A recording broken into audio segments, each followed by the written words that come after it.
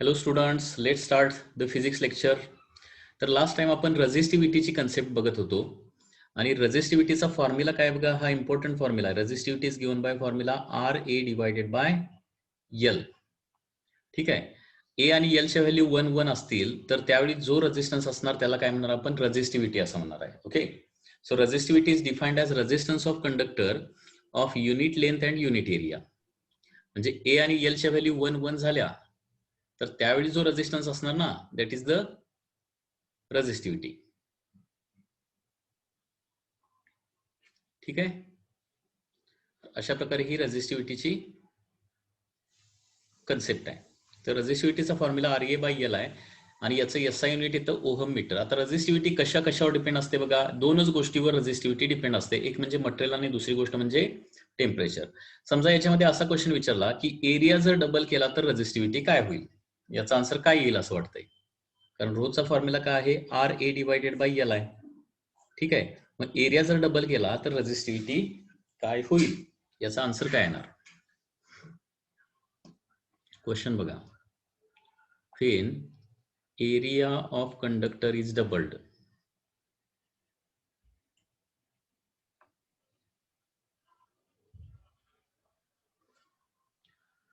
resistivity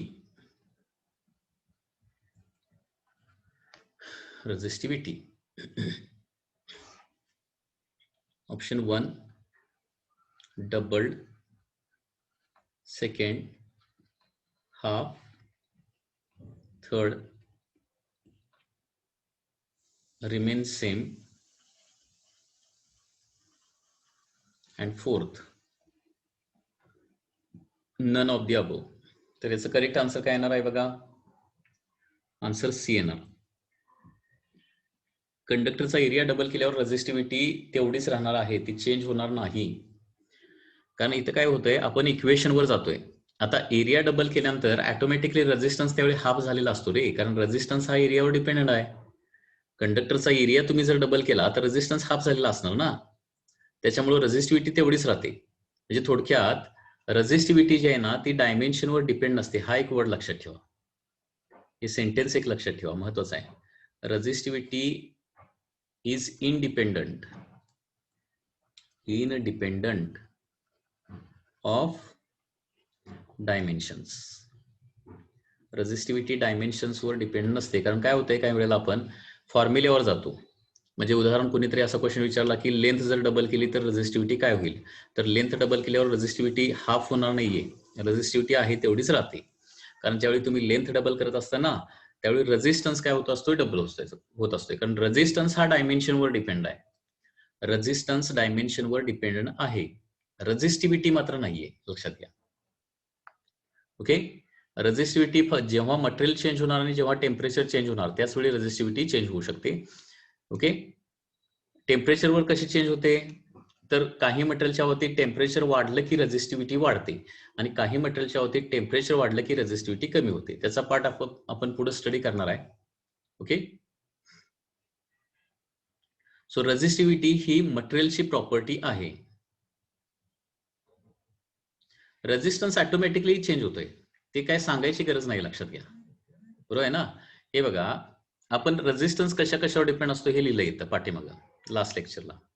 हे बघा, resistance डायमेन्शनवर depend असतोय, बरोबर.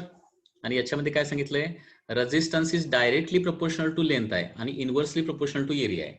म्हणजे ज्यावेळी लेंथ कंडक्टरची डबल करणार त्यावेळी रेझिस्टन्स ऑटोमॅटिकली डबल झालेला असतोयच, ते काय सांगायची गरज नाही. किंवा एरिया जर डबल केला तर रेझिस्टन्स हाफ झालेला असणारच आहे. ठीक आहे. या क्वेश्चन मध्ये काय विचारलं होतं मी, जर एरिया डबल केला तर काय होईल. आता एरिया डबल केल्यावर रेझिस्टन्स ऑटोमॅटिकली हाफ झालेला असणार ना, म्हणजे न्यूमरेटरला हाफ पण येणार आणि 2 पण येणार. 2 आणि हाफ कॅन्सल आउटच होतोय ना, त्याच्यामुळे रेझिस्टिव्हिटी चेंज होत नाही, because it is property of material. म्हणजे थोडक्यात डायमेन्शनवर डिपेंड नसते ती.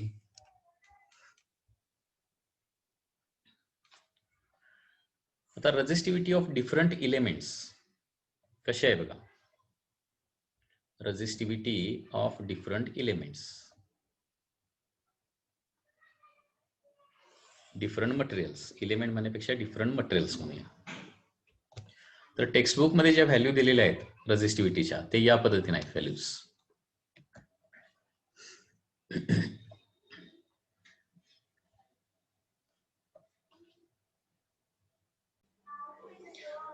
ओके, आता मटेरियल, डिफरंट मटेरियल्स दिले आहेत बघा इथं. मटेरियल्स बघा, मटेरियल्स आपण अकॉर्डिंग टू रेझिस्टिव्हिटी 3 कॅटेगरीमध्ये डिवाइड करू शकतो: conductors, semiconductors and insulators. Conductors म्हणजे कुठले आहेत? जनरली सगळे metals: silver, copper, gold, aluminium, tungsten, iron, mercury, nichrome. Okay, आणि याच्या रेझिस्टिव्हिटी बघा, पॉवर जरी लक्षात ठेवली तरी चालेल. 10⁻⁸ याची पॉवर आहे. 10⁻⁸ ओहम मीटर रेझिस्टिव्हिटी, म्हणजे निग्लिजिबल रेझिस्टिव्हिटी यांची आहे. म्हणजे रेझिस्टन्स खूप कमी असतो. म्हणजे या मटेरियलची लेंथ जरी खूप वाढवली तर रेझिस्टन्स खूप कमी प्रमाणातच तयार होतो, लक्षात घ्या.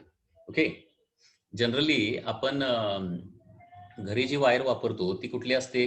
कॉपरची वायर असते. त्याची रेझिस्टिव्हिटी किती आहे बघा? 10⁻⁸ आहे. त्याच्यामुळे याची जरी लेंथ खूप लार्ज झाली किंवा बाहेर पॉवर ट्रान्समिशनसाठी अल्युमिनियम वापरलं जातं. Okay, one pole to another pole of the electricity, आणि त्याची लेंथ जरी जास्त झाली तर रेझिस्टिव्हिटी निग्लेजिबल येते, खूप कमी येते.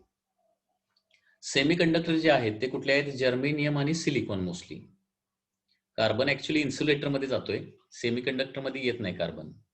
दिस इज रॉंग, हे टेक्स्टबुक मध्ये चुकीची गोष्ट दिली. कार्बन हा इन्सुलेटर मध्ये येतो, लक्षात घ्या. तर जर्मेनियम आणि सिलिकॉन जे आहेत त्यांच्या रेझिस्टिव्हिटी किती आहेत बघा? 0.5 3 × 10⁴.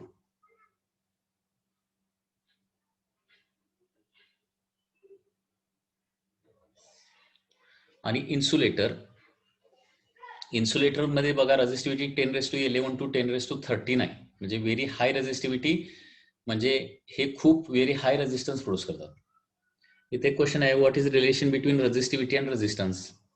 रेझिस्टिव्हिटी आणि रेझिस्टन्स मध्ये हेच तर रिलेशन आहे ना. R = ρ × L / A. हा रेझिस्टन्स आहे, हा रेझिस्टिव्हिटी आहे. ρL/A हा रेझिस्टन्सचा फॉर्म्युला. ओके, आता एक्झाम मध्ये असा क्वेश्चन विचारला जाऊ शकतो की बेस्ड ऑन रेझिस्टिव्हिटी मटेरियलचं क्लासिफिकेशन कसं होतं. Okay, so based on resistivity materials are classified as,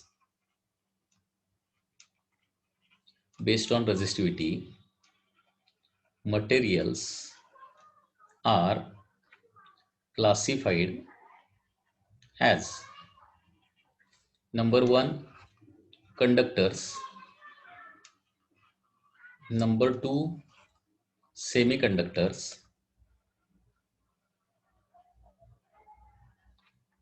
and number 3 insulators.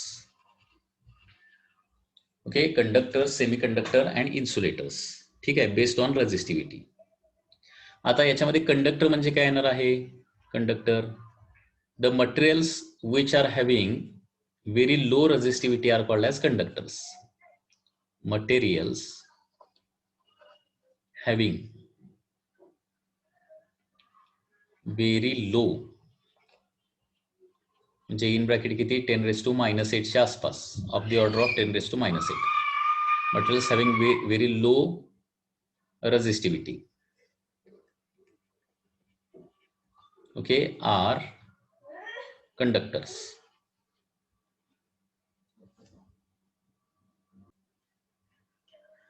त्याच्यानंतर इन्सुलेटर म्हणजे कंडक्टरचे एक्झाम्पल काय आहेत? All metals.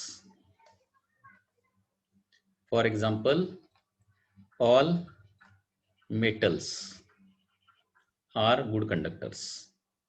सेकंड, इन्सुलेटर म्हणजे काय? तर materials having very high resistivity. Materials having very high resistivity.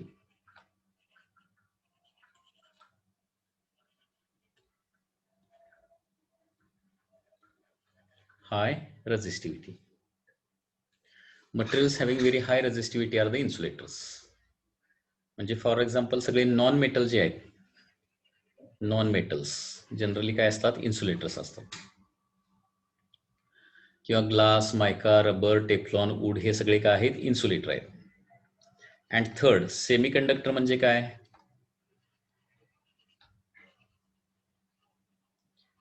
Okay, ज्यांची resistivity between conductor and insulator असते त्याला काय म्हणायचं semiconductor. Materials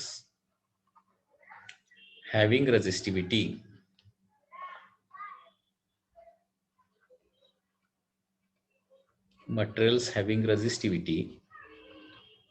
between conductors and insulators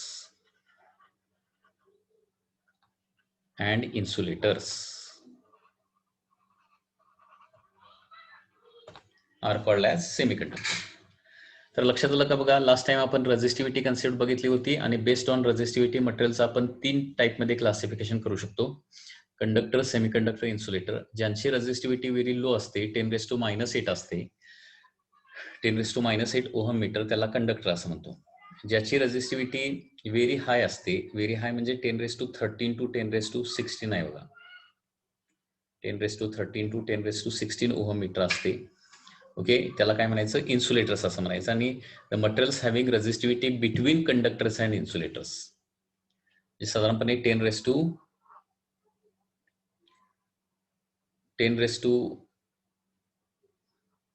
to 10⁻4 च्या आसपास, त्याला काय म्हणणार आपण, सेमीकंडक्टर्स असं म्हणणार. Okay,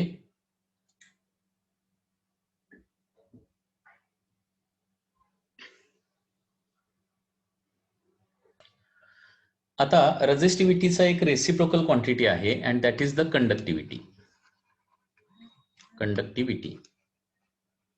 which is denoted by sigma.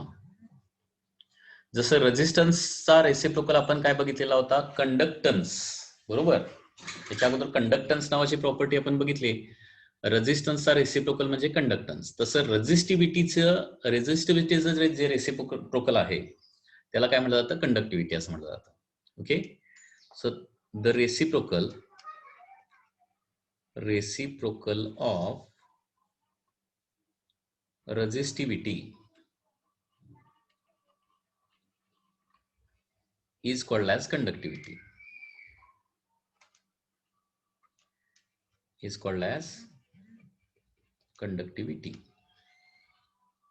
Reciprocal of resistivity is called as conductivity.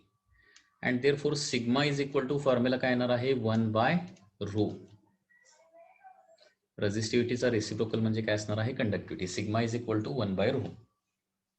ठीक आहे. आणि त्याच्यामुळे याचं एसआय युनिट काय येणार बघा, एसआय युनिट येणार आहे 1/ओहम मीटर ना. याला काय म्हटलं जातं, म्हो पर मीटर असं म्हटलं जातं. ओहमचा रेसिप्रोकल असतो म्हो पर मीटर, आणि यालाच दुसरे युनिट आहे, दॅट इज सेकंड युनिट आहे, that is siemens per metre.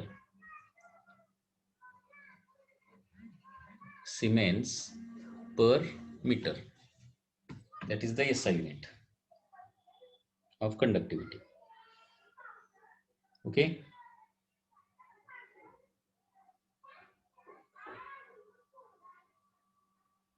आता याच्यानंतर एक प्रॉब्लेम आहे, तो प्रॉब्लेम सॉल्व्ह करूया. Just a minute.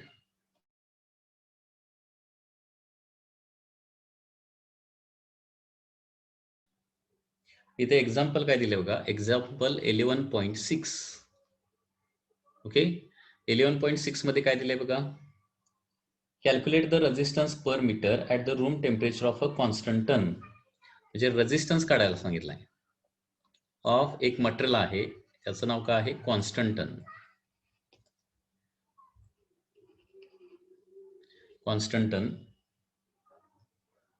Wire of diameter, इथे डायमीटर दिलेला आहे, डायमीटर दिलाय 1.25 मिलीमीटर अँड रेझिस्टिव्हिटी दिली आहे 5 × 10⁻⁻7 ओहम मीटर. ओके, आणि काय काढायला सांगितलंय, रेझिस्टन्स पर मीटर काढायला सांगितलंय, म्हणजे पर युनिट लेंथ काढायला सांगितलंय. ओके, या दोन गोष्टी तुम्हाला दिलेल्या आहेत. ठीक आहे. आता हे कसं सॉल्व्ह करणार बघा, रेझिस्टन्स पर मीटर. आता रेझिस्टन्सचा फॉर्म्युला आपल्याला माहित आहे, resistance is given by rho into L divided by A, म्हणजे resistivity into length divided by area, हा रेझिस्टन्सचा फॉर्म्युला आहे, हा पार्ट पाहिजे. आता त्यांनी रेझिस्टन्स काढायला सांगितलेलं नाहीये, तर रेझिस्टन्स पर युनिट लेंथ काढायला सांगितलंय, रेझिस्टन्स पर मीटर काढायला सांगितलंय. मग एल ला LHS ला नेऊया, and therefore R by L is equal to काय येणार आहे, रो बाय ए येणार आहे. म्हणजेच resistance per metre, resistance per metre R by L is equal to rho by A येणार ना. रोची व्हॅल्यू किती आहे बघा, 5 इंटू 10⁻⁻7 डिवायडेड बाय एरिया काय लिहावं लागेल, πd² बाय 4 लिहावं लागेल. कारण रेडियस असेल तर πr² फॉर्म्युला असतो, आणि डायमीटर असेल तर एरियाचा फॉर्म्युला काय, πd² बाय 4. म्हणजे 4 वर जाऊन मल्टिप्लाय होणार, 4 5 are 20 into 10⁻⁻7 divided by pi into diameter square, म्हणजे 1.25, परंतु ते मिलीमीटरमध्ये आहे ना, इंटू 10⁻³ याचा स्क्वेअर. म्हणजे रेझिस्टन्स पर युनिट लेंथ किंवा पर मीटर काय येणार आहे, 20 इंटू 10⁻⁻7 डिवायडेड बाय पायची व्हॅल्यू आहे 3.142 इंटू काय होणार, 1.25चा स्क्वेअर बरोबर, इंटू 10⁻³ चा स्क्वेअर म्हणजे 10⁻⁻6 होणार आहे. आणि हे calculation by using log table तुम्हाला करावं लागणार. तर हे कॅल्क्युलेशन करून बघतो मी किती येते. 20 divided by 3.142 divided by 1.25 square, हे आन्सर येते 4.074 इंटू 10⁻⁻1 येणार ओहम पर मीटर, पण ओहम पर मीटर आहे ना ते, सो 0.4 व्हॅल्यू येईल, 0.4074 ओहम पर मीटर.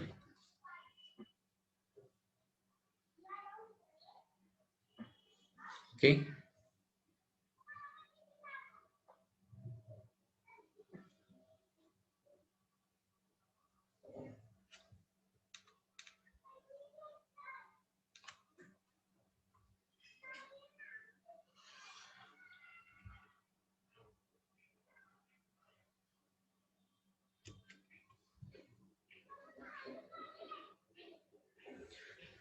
ठीक आहे. आता आपण बघा, पुन्हा एकदा बघा आपण काय काय बघितलं. रेझिस्टन्स कशा कशावर डिपेंड असतो, तर बघा पुन्हा एकदा, रेझिस्टन्स हा मटेरियलवर डिपेंड असतो. ओके, रेझिस्टन्स जो आहे तो मटेरियलवर डिपेंड असतो, हे आपण बघितलं. त्याच्यानंतर रेझिस्टन्स डायमेन्शनवर देखील डिपेंड नसतो. डायमेन्शनवर कशा प्रकारे डिपेंड असतो ते आपण बघितलं, आणि त्याच्यावरून आपल्याला एक नवीन फिजिकल क्वांटिटी मिळाली, दॅट इज काय, स्पेसिफिक रेझिस्टन्स किंवा रेझिस्टिव्हिटी. ठीक आहे. रेझिस्टन्स कशावर डिपेंड असतो, आणखी टेम्परेचरवर देखील डिपेंड असतो. Temperature, resistance also depends on the temperature. Temperature T किंवा काही वेळेला टेम्परेचर थीटा म्हटलं जातं. आता रेझिस्टन्स मटेरियलवर तर काय सिंपल आहे, मटेरियल चेंज झालं की रेझिस्टन्स चेंज होणार आहे. डायमेन्शनवर कशा प्रकारे डिपेंड असतो, लेंथ वाढली की रेझिस्टन्स वाढतो, एरिया वाढला की रेझिस्टन्स कमी होतो, हे बघितलं. आता टेम्परेचरवर कशा प्रकारे रेझिस्टन्स डिपेंडंट असतोय ते आपण बघूया. ओके, तर त्याला म्हणणार variation of resistance with temperature. Next concept बघा, व्हेरिएशन ऑफ resistance, variation of resistance with respect to temperature, variation of resistance with respect to temperature. कसं व्हेरिएशन होते ते आपल्याला बघायचं आहे. ओके, तर रेझिस्टन्स म्हणण्यापेक्षा variation of resistivity with respect to temperature म्हणूया, आणि इतर कॅल्क्युलेशन जे सगळं टेक्स्टबुक मध्ये दिलेलं आहे. ओके, विथ रिस्पेक्ट टू टेम्परेचरच दिलेलं आहे, म्हणजे रेझिस्टिव्हिटीच कॅल्क्युलेशन दिलेलं आहे. रेझिस्टिव्हिटी हा बघा कसं होतंय बघा, variation of resistance with respect to temperature. तर याच्यामध्ये बघा, it is found that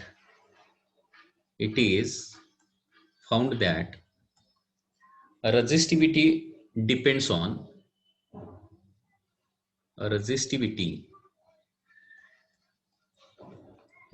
on म्हणजे पर्टिक्युलरली टेम्परेचरच्या बाबतीत रेजिस्टिव्हिटी डिपेंड्स ऑन नंबर 1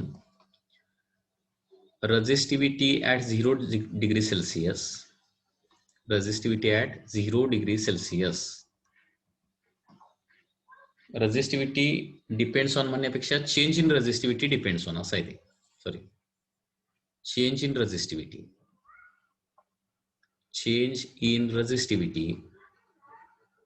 फक्त रेजिस्टिव्हिटी नाही लक्षात घ्या. चेंज इन रेजिस्टिव्हिटी जे आहे ते कशावर डिपेंड असते? Resistivity at 0 degree Celsius and change in temperature.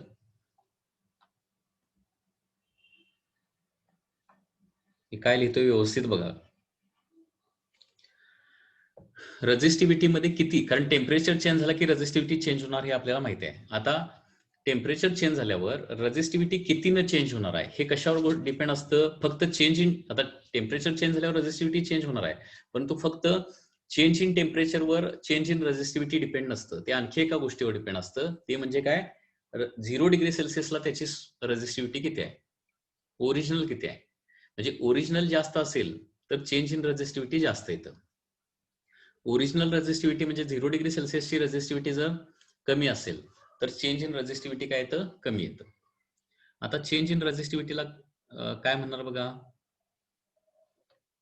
Delta rho म्हणणार आपण, बरोबर. सो देअरफॉर डेल्टा रो हे कशावर डिपेंड असणार आहे? पहिली गोष्ट म्हणजे रेजिस्टिव्हिटी ॲट 0 डिग्री सेल्सिअस, म्हणजे रो 0 म्हणूया आपण त्याला, रो 0. ओके. आणि त्याचबरोबर चेंज इन रेजिस्टिव्हिटी आणखी कशावर डिपेंड असतं? चेंज इन टेम्परेचर, त्याला काय म्हणूया? डेल्टा टी म्हणूया, डेल्टा टी, किंवा काही वेळेला डेल्टा थीटा पण वापरलं, delta T.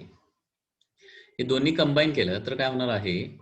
Change in resistivity is equal to rho naught, sorry, change in resistivity combine केलं तर डायरेक्टली प्रोपोर्शनल येणार ना. Change in resistivity is directly proportional to rho naught into delta t, आणि ते constant आपल्याला टाकावं लागेल. So change in resistivity is equal to, तो कॉन्स्टंट असणार आहे अल्फा. आता हे डायरेक्टली प्रोपोर्शनलचं साइन आहे आणि हा वेगळा कॉन्स्टंट आहे अल्फा, हे लक्षात ठेवा. Rho naught delta t. आता समजा लेट रो इज रेजिस्टिव्हिटी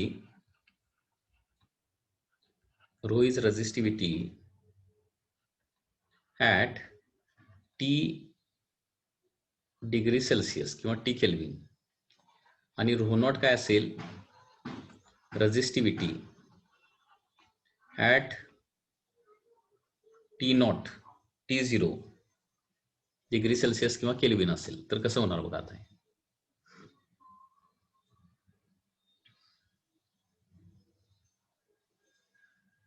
हे येणार आहे डेल्टा रो म्हणजे काय? रो मायनस रो नॉट येणार. डेल्टा रो म्हणजे या दोन रेजिस्टिव्हिटी मधला डिफरन्स ना, is equal to alpha into rho naught into change in temperature, म्हणजे काय येणार आहे? टी मायनस टी नॉट येणार आहे.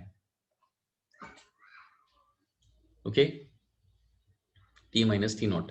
आता या रो नॉटला RHS ला नेतो, म्हणजे रो इज इक्वल टू काय होणार आहे? रो नॉट प्लस, इकडे आल्यावर ऍडिशन होणार, rho naught plus alpha rho naught in bracket T minus T naught येणार. Okay, so rho is equal to rho naught जर कॉमन काढलं तर 1 plus alpha in bracket T minus T naught. Okay, तर हा येणार आहे रेजिस्टिव्हिटीचा formula at T degree Celsius. म्हणजे टी नॉट डिग्री सेल्सिअसला रेजिस्टिव्हिटी रो नॉट असेल तर टी डिग्री सेल्सिअसला रेजिस्टिव्हिटी किती होणार आहे? Rho is equal to rho naught in bracket 1 plus alpha in bracket T minus T naught. Okay, लक्षात आलं का बघा?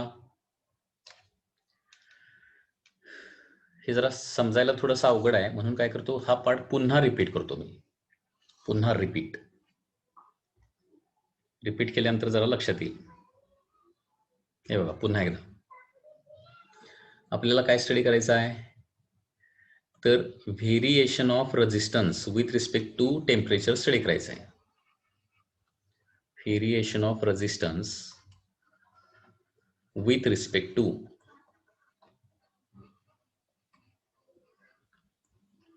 टेम्परेचर. पुन्हा एकदा हा पाठ बघा सगळं.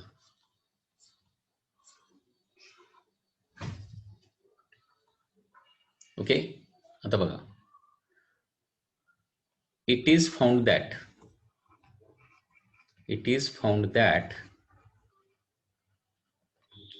change in resistivity म्हणजे रेझिस्टिव्हिटी किती प्रमाणात चेंज होणार, किती अमाऊंट चेंज होणार, हे कशावर डिपेंड असतं. Change in resistivity depends on number 1 original resistivity low टेम्परेचरला किती आहे. Original resistivity at 0 degree Celsius किती आहे. आणि दुसरी गोष्ट म्हणजे चेंज इन टेम्परेचर किती आहे.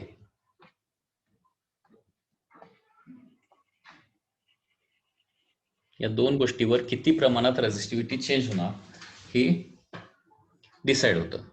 सो देअरफॉर आपण लिहू शकतो चेंज इन रेझिस्टिव्हिटी म्हणजे डेल्टा रो लिहावं लागेल ना. हे डायरेक्टली प्रोपोर्शनल टू काय येणार आहे, ओरिजिनल रेझिस्टिव्हिटी, त्याला रो नॉट म्हणूया. ओरिजिनल रेझिस्टिव्हिटी म्हणजे 0 डिग्री सेल्सिअसला रेझिस्टिव्हिटी किती आहे, सपोज रो नॉट आहे. ठीक आहे. अँड दुसरी गोष्ट काय, चेंज इन रेझिस्टिव्हिटी ही टेम्परेचरवर देखील डिपेंड असते, कितीनं टेम्परेचर चेंज झालं त्याच्यावर. अँड देअरफॉर आपण इथे लिहू शकतो की delta rho is directly proportional to rho naught into delta T. So delta rho is equal to, okay, इथे कॉन्स्टंट टाकावा लागेल आणि तो कॉन्स्टंट आहे अल्फा.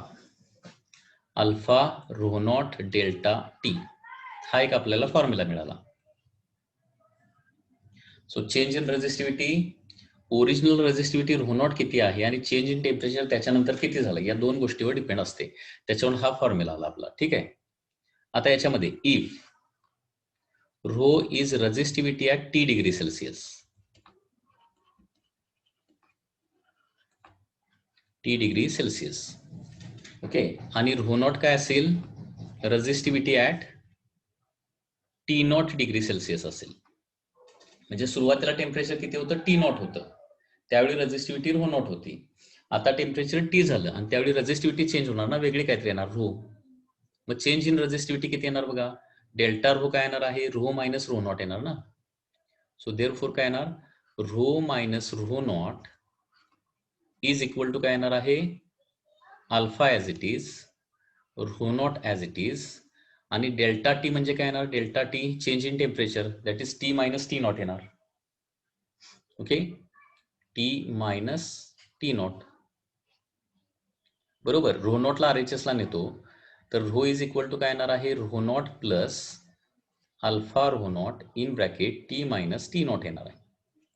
ठीक आहे. आणि रो नॉट जर कॉमन काढलं तर ब्रॅकेटमध्ये येणार आहे 1 plus alpha in bracket T minus T naught. Okay, हा एक फॉर्म्युला महत्वाचा आहे.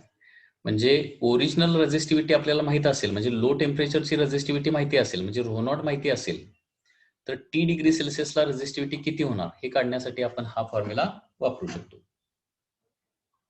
ओके, त्याचबरोबर हा फॉर्म्युला असा पण येईल, rho is equal to RA by L लिहू शकतो ना. Rho is equal to RA by L आणि rho naught is equal to R naught A divided by L लिहू शकतो. आता दोन्ही साईडला RA बाय एल आणि R naught A by L दोन्ही साईडला येणार आणि ते कॅन्सल आउट होणार, बरोबर आहे ना, ते कॅन्सल आउट होणार. आणि त्याच्यामुळं लक्षात घ्या,